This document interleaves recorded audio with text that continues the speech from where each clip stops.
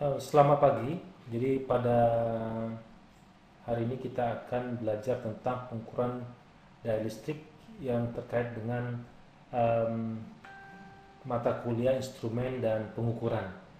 Nah, jika sebelumnya kita telah mengukur bagaimana mengukur arus, tegangan, tahanan dan seterusnya, hari ini kita mengukur daya listrik.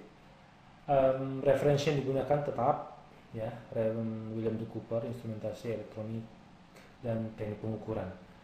Kemudian sebelum kita masuk, kita perlu tahu dulu apa isi itu daya. Nah, daya itu didefinisikan sebagai laju di mana energi diubah atau disediakan.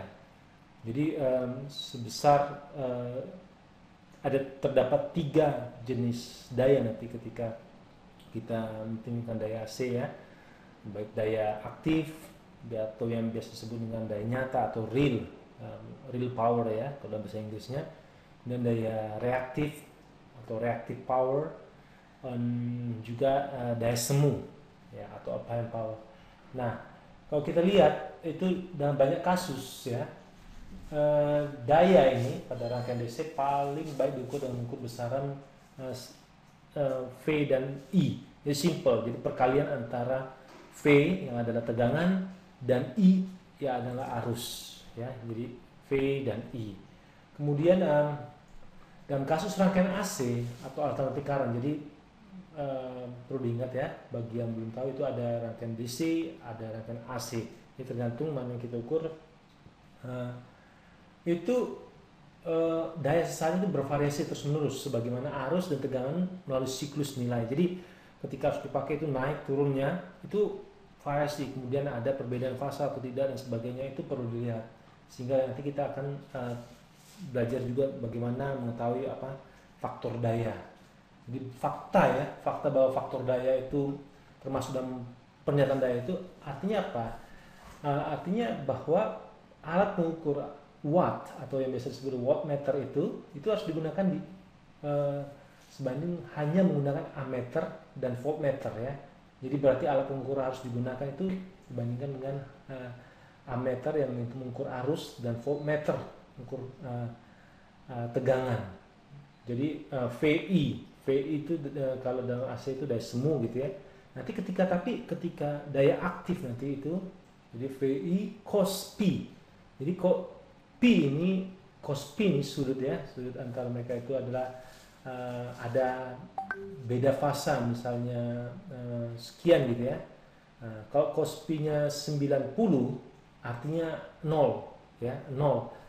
Kalau 0 berarti P-nya ya 0 gitu ya. Tapi kalau cos P-nya itu 1,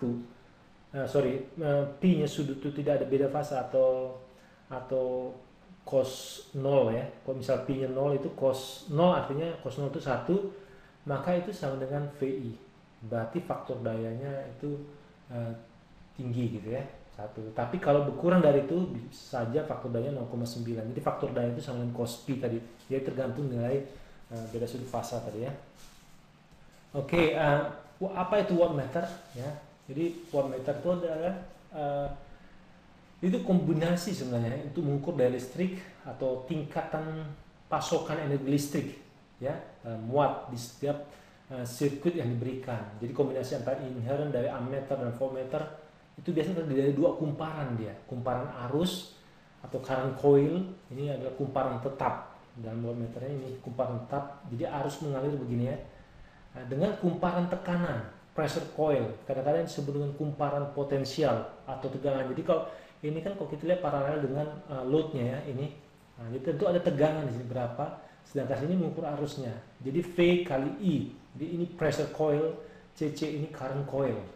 Jadi kumparan arus ya, atau biasa kumparan tetap, ini kumparan bergerak ya, atau kumparan tekanan atau pressure coil atau kumparan potensial, banyak juga namanya ya.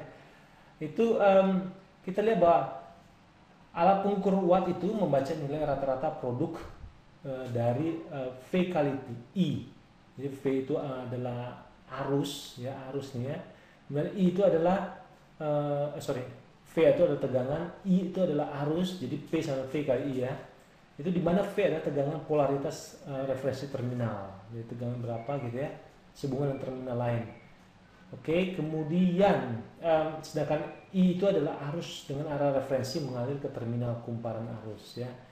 Oke, nah alat pengukur watt analog tradisional itu instrumennya tuh berbasis instrumen elektrodinamik atau elektrodinamis. Jadi perangkat ini terdiri dari sepasang kumparan tetap.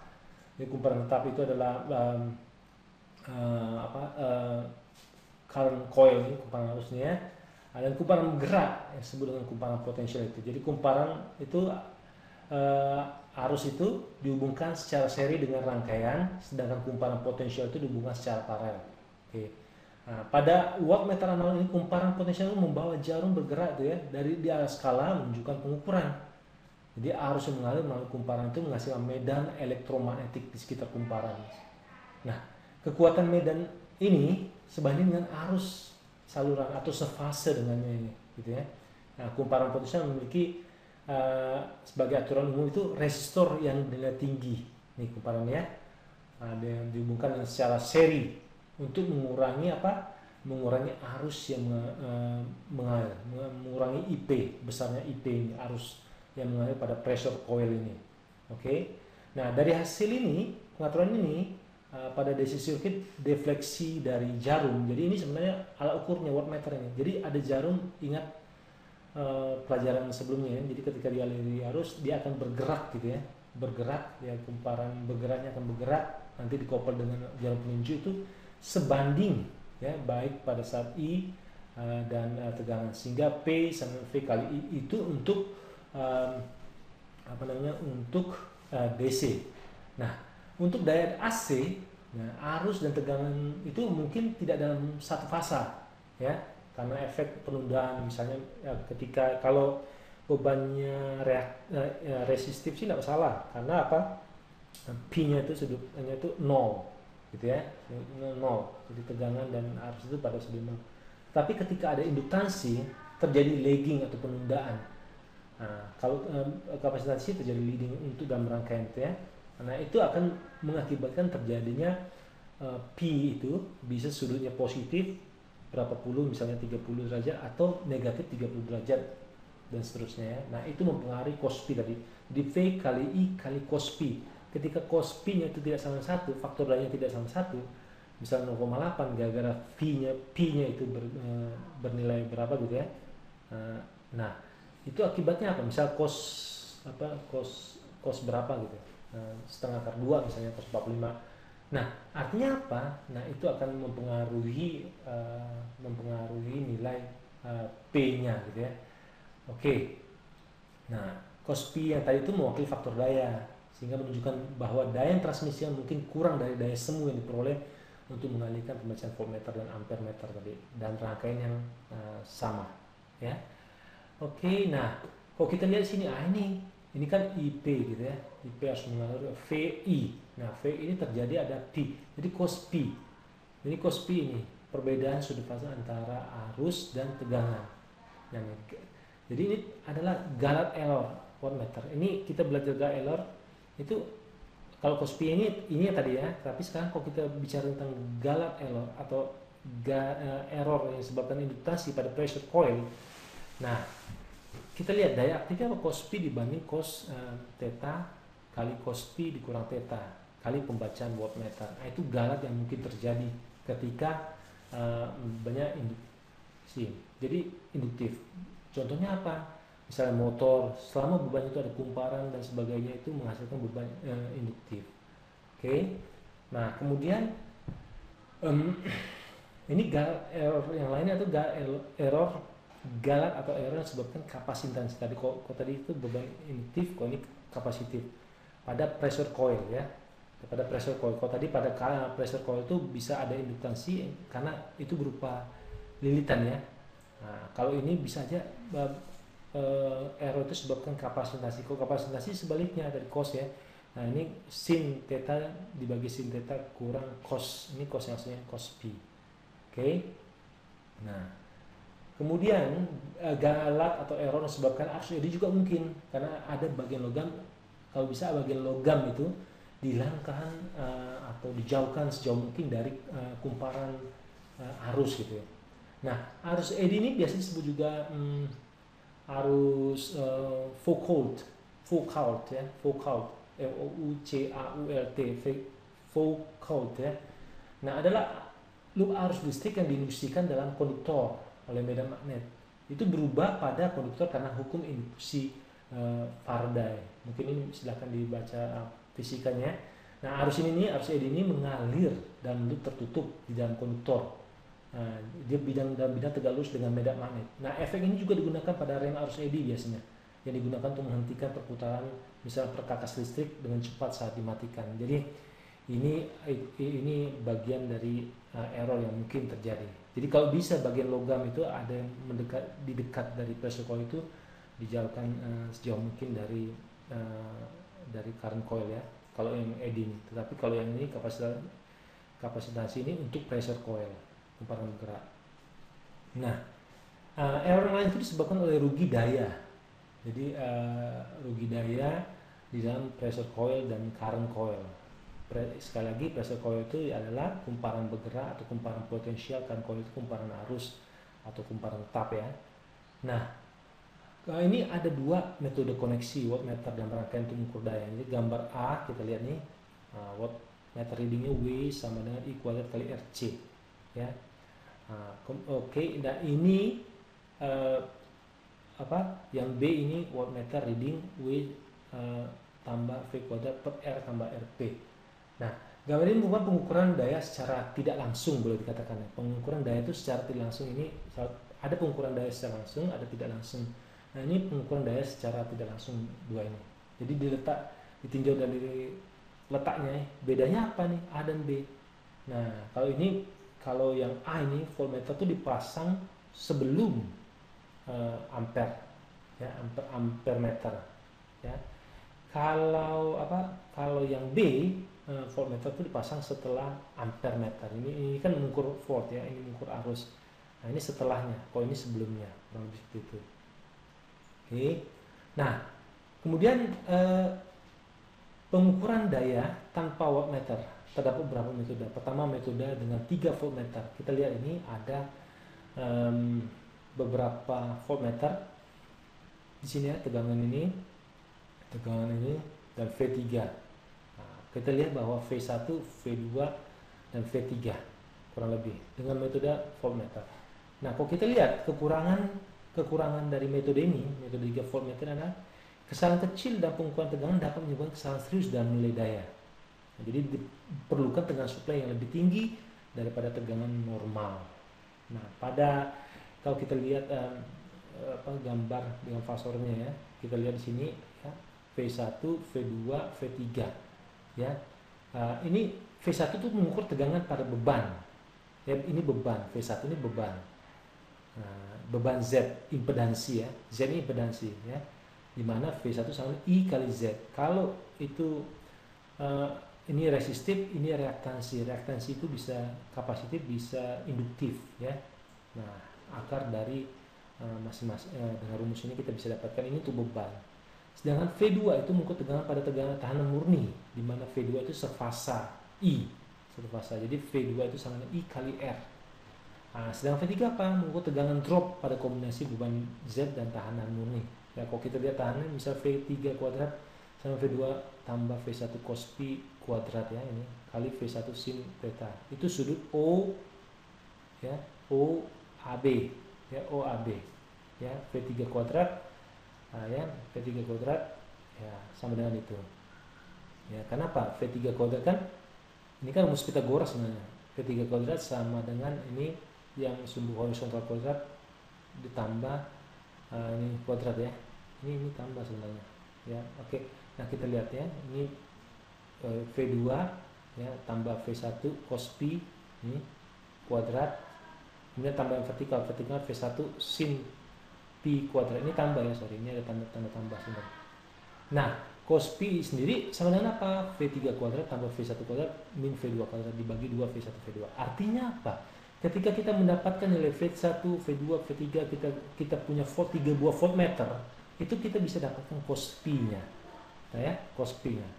Jadi daya beban sama P sama V. Misal kita pengen mengukur daya beban ya, beban berarti V1 ya. Berarti tegangan ini dikalikan arus kan kita pakai ampere meter. itu dikali cos P. Cos P dapat dari perhitungan sederhana ini, ya. Oke, penyelesaian persamaan menghasilkan P sama V3 kuadrat dikurang V2 kuadrat dikurang V1 kuadrat dibagi 2R. Ini. Oke. Sebagai contoh ya, ini kita lihat soal ini dari pengukuran daya dengan metode voltmeter diperoleh data sebagai berikut. Tegangan drop kombinasi Z ini beban dengan R adalah 184 volt, ya. Tegangan drop berarti ini apa? Ini tadi apa? V3. Tegangan pada tahanan induktif atau R ini V2 ya tadi ya, 8 ohm adalah 9 volt dan tegangan drop pada beban adalah 105, ini V1 ya. Nah, hitunglah daya disipasi oleh beban ya. Kemudian reaktansi tahanan efektif pada beban. Nah, kalau kita lihat ini berarti kita harus tahu V1 berapa, V2 berapa, V3 berapa. Kalau di sini bisa kita lihat V1 itu adalah 105 volt, V2 itu adalah 90 volt, V3 itu adalah berapa? 184 volt. Nah, jadi daya yang diberikan kita ngikutin rumus ini. V3 ketahui, V2 ketahui, V1 ketahui, R diketahui. 8 ohm. Ya, berarti 2 kali 8. Jadi artinya V3 kuadrat berarti ya, V3 kuadrat jadi 184 ya kuadrat dikurang tadi apa? 90 kuadrat V2 kuadratnya dikurang V1 kuadrat 105 kuadrat dibagi 2 kali R. Tadi itu rumus ini ya. Nah, maka didapatlah ini. V3 kuadrat kurang V2 kuadrat kurang V1 kuadrat bagi 2R, didapatkanlah 920,69 watt daya yang diserap oleh beban. Oke. Nah, sekarang kita ingin mencari tadi apa yang kedua, reaktansi dan tahanan efektif. Reaktansi apa? Bisa kapasitif, bisa induktif, bisa gabungan keduanya ya.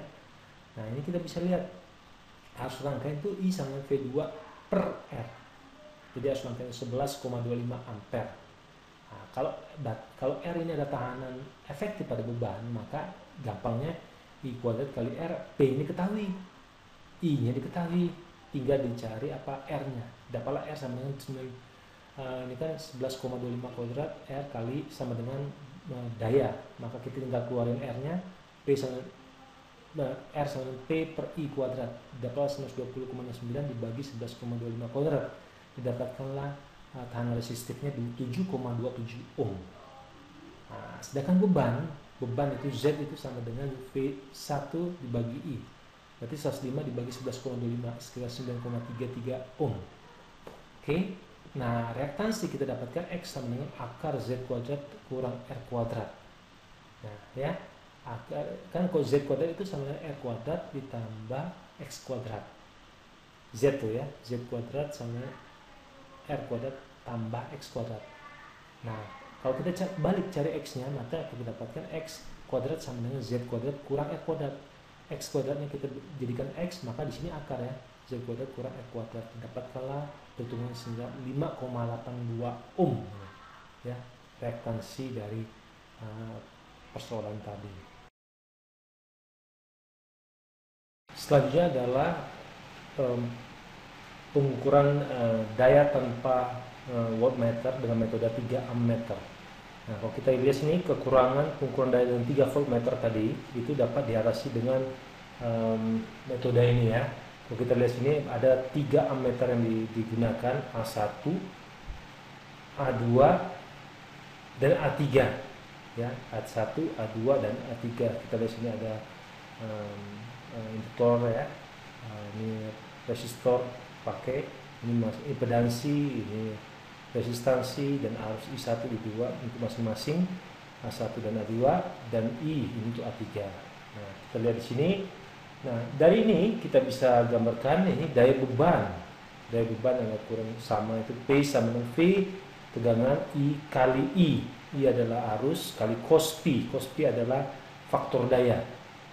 Jadi kalau kita lihat dari diagram fasor ini, kita lihat sudutnya ya, ini cos P-nya. Kemudian kita lihat I1 itu mengukur arus pada beban Z. Kita lihat sini ya. Pada beban Z, sehingga I1 kita bisa katakan itu tegangan V dibagi impedansi Z. Jadi V dibagi RL kuadrat ya, RL kuadrat ini bebannya RL kuadrat tambah reaktansi. Jadi kalau bebannya itu beban induktif itu referensi induktif ya. Nah, ada juga bisa referensi kapasitif jika bebannya dominan kapasitif. Nah, kita lihat di sini ini dapat I1 berapa gitu ya. Kurang lebih di diagram ini ada, kita lihat ini I1. Kemudian I2 itu mengukur arus yang lewat pada tahan murni. Jadi I2 itu untuk mengukur arus yang pada tahan murni di sini ya. Yang kita lihat oke. Nah, itu berarti kita dapatkan I2 itu sefasa V. Kita lihat I2 itu sefasa, jadi segaris lurus dengan V. Jadi ini tidak satu fasa. Kalau I1 tidak satu fasa dengan V. Kalau I2, kalau satu garis begini berarti satu fasa. Jadi P-nya 0 ya. Nah, kalau ini kan kalau antara I1 dengan V ini ada beda fasa nih, sebesar P. Jadi cos P itu faktor dayanya tadi kita bicarakan ya. Oleh karena itu I2 itu sama dengan V per R. V per R karena bebannya resistif murni. Kemudian I3 itu mengukur harus pada kombinasi beban Z dan R. Jadi I3 adalah ini yang kita ukur. Itu mengukur kombinasi beban Z. Perhatikan ini sudut antara ya, sudut OAB. OAB ini ya. Kita lihat itu kita dapatkan I3. Jadi Pitagoras nih I2 ini ya. I3 kuadrat itu sisi miring itu sama dengan yang horizontal kuadrat penjumlahan I2 dengan I1 cos P ya, ini I2 sampai sini, I1 cos P sampai sini, jadi dijumlahkan dibagi ditambah I1 sin, jadi kuadrat ya, jadi I3 kuadrat sama dengan I2 tambah I1 cos P kuadrat tambah I1 sin P kuadrat. Jadi rumus Pitagoras biasa ini ya, untuk menghitung sudut miring sama dengan sudut miring kuadrat sama dengan panjang dari sudut horizontal kuadrat ditambah dengan bukan sudut garis vertikal kuadrat ya. Ini segitiga biasa rumus Pitagoras. Nah, maka didapatkan itu P sama dengan R per 2 ya, atau R kali I3 kuadrat kurang I2 kuadrat kurang I1 kuadrat dibagi 2, jadi atau R per 2 kali ini. Nah, jadi cos P itu sama dengan I3. Jadi dengan mengetahui arusnya, dengan mengetahui arus I3 dari ammeter 3 dengan mengetahui I3 menggunakan ammeter ini, ammeter 1 kita tahu, ammeter 2, maka kita dapatkan cos P-nya. Cos P-nya sekian. I3 kuadrat kurang I1 kuadrat dibagi kurang I2 kuadrat sama dengan 2 kali I1 I2 ya. Kurang lebih seperti itu. Nah, Oke. Nah, kita sering 2 kurangi 1 ya seharusnya. Nah, kita sekarang lihat contoh soal ya, kita lihat contoh soal ya. Oke, nah kita ada pengukuran daya tadi ini keliru ya, I2 kurangi 1. Nah, ini pengukuran daya contoh soalnya dengan metode 3 ampere meter diperoleh dengan data sebagai berikut ya. Arus pada tahan non induktif. Nah, itu I2 ya, 2,5 ampere. Arus pada ini menggunakan ammeter terbaca 2,5 ampere. Arus pada beban I1 4 ampere dan arus pada utama itu I3 sama 5,6 ampere. Nah, bila tegangan terminal adalah 300 volt, hitunglah daya yang diserap oleh beban, tahanan non induktif, impedasi beban dan power factor. Nah, dalam hal ini kita tidak bisa menghitung daya yang diserap oleh beban dulu. Kita harus menghitung B dan C dulu ya, supaya kita dapat masukkan nanti ke daya yang diserap oleh beban. Nah, kita hitung kalau tahanan non induktif ini, seperti kita tahu tadi rumusnya kan R nih non induktif, jadi resistif dia R itu sama dengan V per I kuadrat, I2 ya. Berarti apa? R itu sama dengan V 300 dibagi I2, I2 nya ada 2,5 ampere. Ini kan tahanan non induktif. Kalau kita dapatkan berarti tahanan non induktifnya R sama dengan V per I2 sama 300 dibagi 2,5, artinya itu 120 ohm. Kemudian yang kedua, tahanan impedasi dulu kita cari, impedasi beban atau Z. Z itu sama V per I1. Kenapa I1? Ini harus pada beban ya, beban kita cari. Beban itu bisa kombinasi resistif dan induktif. Ini kalau kita lihat sini, ini beban kombinasi induktif dan resistif ya. Nah, kita dapatkan Z sama dengan V ya, tegangan dibagi I1. Tadi I1 sudah diketahui, diberitahu 4 ampere. Jadi arus beban ini 4 ampere. Nah, dapatkan 75 ohm dia kita dapatkan. Maka kita dapat mencari yang A ini, daya serap oleh beban. Nah, daya serap oleh beban sama P sama setengah R. Kita dapatkan R sudah dapat. I3 kuadrat kurangi 2 kuadrat kurangi 1 kuadrat, kita dapatkan 546,6 watt. Ya, kurang lebih seperti itu. Daya yang diserap oleh beban. Ini daya aktif ya. Kalau watt ini daya aktif. Nah, power faktornya berapa cos P itu sama dengan hitungan ini kita dapatkan dengan menggunakan ini kita dapatkan jadi watt per VA. Jadi kita dapatkan 546,6 dibagi 300 kali 4. Jadi cos P itu sekitar 0,46. Kecil sekali ya. Jadi kalau misalnya dia 600 jadi sekitar 0,4 dan 600 dia ya. Ketika VA-nya 600 VA, daya aktifnya digunakan 0,46 itu 0,46 dari 600 kecil, lumayan kecil karena cos P-nya jelek gitu ya. Oke, nah berikutnya adalah pengukuran daya dengan trafo menggunakan bantuan transformator. Nah, ini kenapa menggunakan trafo? Karena kadang-kadang tegangan ya, tegangan arus dan tegangan rangkaian buku itu tinggi. Jadi tinggi, maka kita butuh bantuan trafo untuk men-step down dari tegangan yang ada, baik arus maupun tegangan. Jadi tegangan step down dulu baru masuk ke pressure coil ini atau kumparan potensial, kumparan bergerak ini. Sedangkan arus ini kecil sehingga kita dapat mengukur, ibaratnya kita melakukan penskalaan. Dia kecilkan. Ini kebetulan kita menggunakan instrumen trafo di sirkuit AC tunggal, fase tunggal ya, atau satu fase. Nah, kita lihat ini, kita dapatkan gamma sama dengan T kurang theta kurang beta plus minus delta. Kita lihat P-nya ini dikurang ini. Oke, plus minus delta, tergantung deltanya berapa. Nah, K kita dapatkan cos P dibagi cos theta cos ini. Cos gamma tadi. Ya. Nah, oke. Itu diagram vektor dari beban induktif. Oke. Nah, kemudian untuk beban kapasitif. Ya, beban kapasitif artinya dia positif ya. Nah, kita dapatkan K itu, ini kita masukkan gamma itu ke sini. Ya. Ini sama modelnya. Oke, itu diagram vektor dari sudutnya ya. Oke, berbasis sudutnya. Kemudian kita melakukan pengukuran daya pada rangkaian 3 fasa. Nah, tadi kita yang kita diskusikan itu sebelumnya adalah 1 fasa AC gitu ya. Nah, bagaimana yang 3 fasa? 3 fasa berarti artinya apa? Ada 3 ini. 3 arus ya. Ya. Kemudian koneksinya pun ada 2 jenis. Pertama koneksi Y atau biasa disebut dengan star. Ada juga koneksi delta, bentuk delta dia nanti. Itu pada slide berikutnya ya. Pengukuran daya 3 fasa rangkaian koneksi Y dengan 4 kabel line. Ya, ada satu metode itu menyatakan ketika 4 line maka kita bisa gunakan 3 gitu. Jadi 4 kurang 1, 3 watt meter. Ya. Kalau kita lihat sini ada kita gunakan 3, ada 4 line. Jadi ini normalnya ini RBY atau biasa RST orang kalau di praktisnya ya, kita gunakan kurang lebih seperti itu.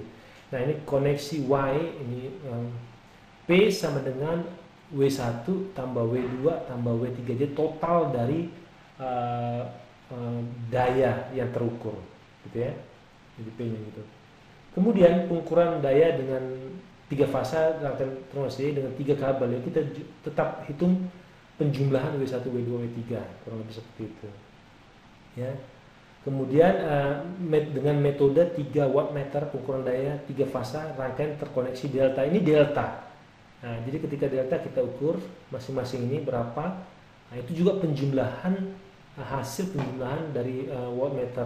Jadi hasil pembacaan dari wattmeter ini kita jumlahkan, itulah daya total daya aktif total yang diserap ya.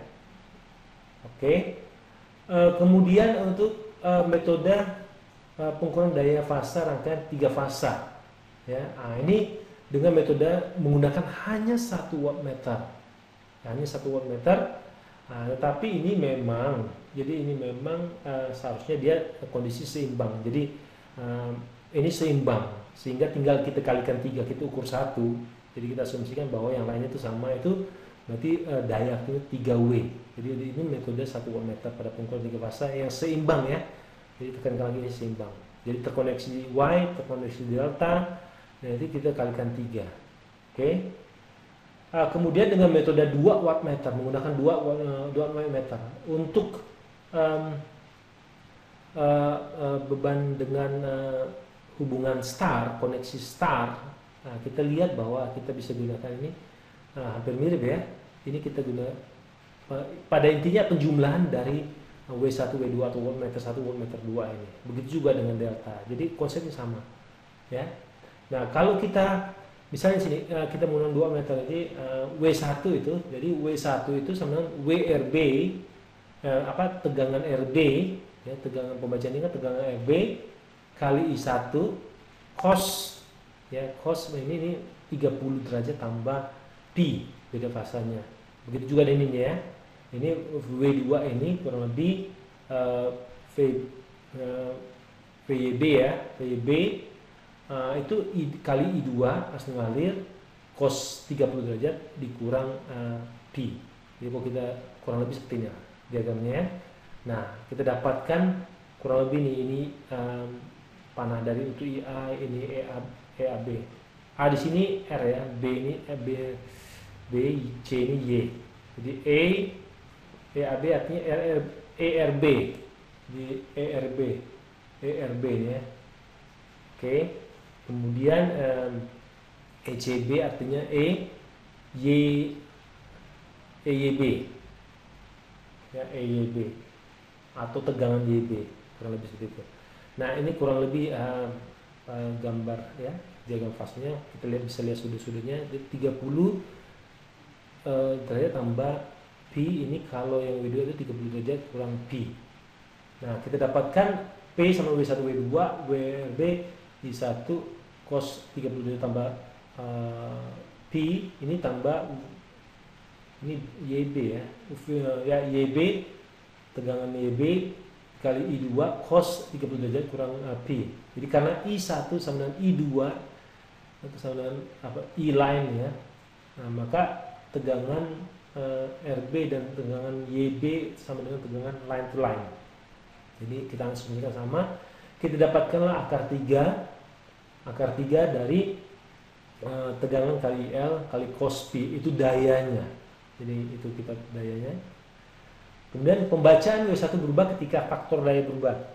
Misal pi-nya itu 60 derajat ya, pi-nya itu 60 derajat, maka kalau kita ini kan barangnya kita masukkan kan pi-nya 60 derajat, maka jadi kita dapatkan 30 derajat tambah pi, jadi 90 derajat, maka cos di 90 derajat kan 0 ya. Nah, maka dayanya 0. Nah, ini kan kalau ini cos 90 derajat jadi 0, ini 0 gitu ya. Nah, maka apa jadi maka W1 0 untuk W1 ya, ini untuk W1. Kalau ini beda. Nah, kalau kita lihat faktor daya cos pi sama dengan cos 60 derajat itu, atau cos 60 derajat kan sama dengan 0,5. Jadi untuk kasus ini W1, W2, W3 itu W1 itu membaca positif jika faktor daya itu lebih dari 0,5, dia positif. Tetapi kalau dia di bawah 0,5, di bawah faktor daya, maka dia akan baca negatif. Nah, tapi dia akan baca 0 ketika faktor daya 0,5, sama dengan perhitungan ini ya. Oke, nah kemudian kita lihat bahwa setelah kesimpulan itu daya aktif atau daya nyata, daya real itu P sama V kali IL cos pi. Ini satu fasa. Kalau 3 fasa itu akar 3 VL cos pi, ini 3 fasa. Ntar daya reaktif itu, jadi daya reaktif itu apa? Q itu satuannya var ya. Kalau ini daya aktif itu satuan watt, kalau daya reaktif itu satunya var. Itu kalau ini kan cos pi, kalau ini sin pi dia, sin pi. Jadi kalau kita lihat sini, kita melihat mana tadi ya?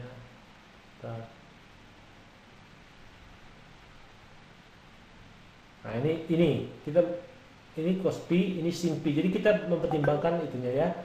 Kita lihat dari ini lebih reaktif. Kalau cos pi itu berpengaruh pada daya aktifnya. Oke. Balik ke tadi. Oke, nah ini QP akar 3 VL sin pi ya. Kalau Q itu akar 3, kalau 3 fasa kita bisa baca juga dengan caranya mengetahui W2 dan W1. Jadi ketika kita tahu wattmeter di W2, kita tahu di wattmeter W1, kita dapatkan 3 fasanya. Jadi jika arus lagging, atau ketinggalan fasanya, arus itu ketinggalan fasa terhadap tegangan, maka Q itu negatif. Q itu negatif. Tapi ketika dia leading, ya leading itu, maka Q itu positif. Oke, dari semu itu S kuadrat sama dengan P kuadrat tambah Q kuadrat. Jadi kalau dapatkan S-nya itu sama dengan akar dari P2 Q kuadrat atau sama dengan VI atau satunya VA ya. Oke. Nah, jika beban seimbang maka faktor daya atau biasa kita sebut cos P tadi ya, itu faktor daya beban itu dapat ditentukan dari pembacaan wattmeter jika beban seimbang ya. Oke. Nah, sekarang pengukuran faktor daya dari pembacaan wattmeter. Nah, kita lihat diagram vektor untuk beban yang terkoneksi kurang lebih seperti ini ya, terkoneksi star yang tadi yang kita bahas kurang lebih seperti ini. Maka cos P itu sama cos tentang akus tangan dari akar 3 W1 ya, kurang W2 ya. Ini W2 kurang W1 sebenarnya, sorry. Dibagi W1 tambah W2 gitu ya. Kurang lebih seperti itu. Nah, dari sini nanti kita akan misalnya kita dapatkan pembacaan rasanya cos P 30 derajat tambah P cos P 30 derajat dibagi gitu ya rasionya. Nah, kita dapatkan rasionya berapa, misalnya 0,9 kan. Nah, kita dapatkan power faktornya itu kurang lebih misalnya ini 0,4, berarti power faktornya kurang lebih di sini dia 0, berapa nih? Sekitar 0,8 lah dia. Tapi ketika dia negatif ya, negatif artinya apa? Ini kan artinya dia lebih besar dari tadi 0,5 ya. Nah, itu di sini misalnya power faktornya kecil deh. Ya, sekitar 0,1. Ya, jadi paling bagus tuh ketika dia bernilai 1, power faktor 1 itu udah beban resistif ya. Beban resistif. Artinya apa? Dia negatif 3 cos sampai di cos 0, jadi min 30 ya. Jadi cos 30 min 30 itu 0. Oke. Nah, kita dapatkan dia pokoknya ini ketika dinilai 1 kita dapatkan ini 1. Jadi ketika ini sama. Jadi ketika P-nya 0 ya, ketika P-nya 0, ini kan 1 nih. Jadi ketika P-nya 0 berarti cos 30 dibagi cos 30, berarti 1. 1 berarti faktor dayanya 1. Tapi ketika ini tadi yang kita misalnya 60 kan, 60 berarti kan ini cos 30 derajat tambah 60 cos 90 berarti 0 kan, 0 dibagi sekian itu 0 ya. Berarti kurang lebih sini ketika 0 maka kurang lebih faktor daya sekitar 0,5. Oke. Nah, jadi kurang lebih kuliah kita pada hari ini membahas tentang pengukuran daya listrik ya, khususnya daya aktif. Dan kita juga sudah membahas daya reaktif dan daya semu tadi. Kemudian juga terkait dengan itu adalah faktor daya. Pertemuan berikutnya kita akan membahas bagaimana mengukur energi yang diserap atau yang digunakan oleh beban. Demikian, terima kasih, salam sehat.